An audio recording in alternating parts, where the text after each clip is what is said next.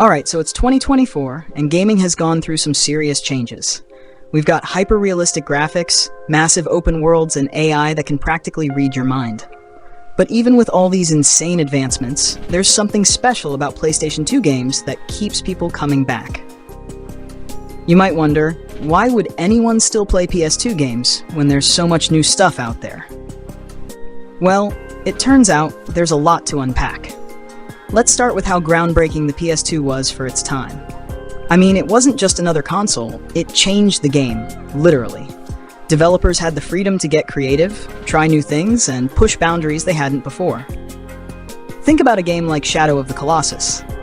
That game wasn't just about killing giant monsters, it was a piece of art. Even now, it feels like a whole experience, something deeper. The ambition that these games had is still clear when you play them today. You can feel that these developers weren't just trying to make a quick buck, they wanted to leave a mark. And let's talk about the hardware. The PS2 wasn't a powerhouse by today's standards. It didn't have the kind of processing power we see now, but that actually made developers focus on what really mattered: gameplay and storytelling. They couldn't lean on flashy graphics, so they had to make sure their games played well. Think of Resident Evil 4. Sure, the graphics don't exactly scream 2024, but the tension, the pacing, and the atmosphere are still top-notch.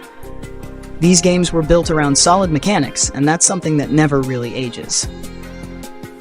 Now let's look at the diversity of games the PS2 had. This was the golden age for so many different genres. Whether you wanted a fun platformer like Jak and Daxter, an epic RPG like Final Fantasy X, or some brutal action in God of War, the PS2 had something for you. And the thing is, these games were all polished. Each one had its own unique identity, and the variety is still impressive today. Developers were willing to experiment back then, which gave us some of the most iconic and memorable games in history. One of the reasons these games hold up is because they didn't try to overwhelm you.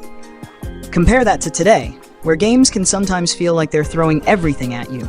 Huge open worlds, crafting systems, hundreds of side quests, and online multiplayer.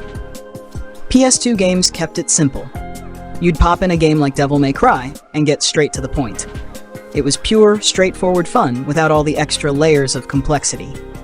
Sometimes, that simplicity is exactly what you need, especially in an era where gaming can feel a bit bloated. And then, there's nostalgia. For a lot of people, the PS2 era was when they really fell in love with gaming. It's not just about looking back and thinking, man, remember how fun that was? These games were genuinely great, and they've aged surprisingly well. That's why you see so many remakes and remasters. Whether it's Final Fantasy X or Shadow of the Colossus, these games are still worth playing because the core of what made them good is timeless. They didn't rely on gimmicks. They just delivered solid, memorable experiences.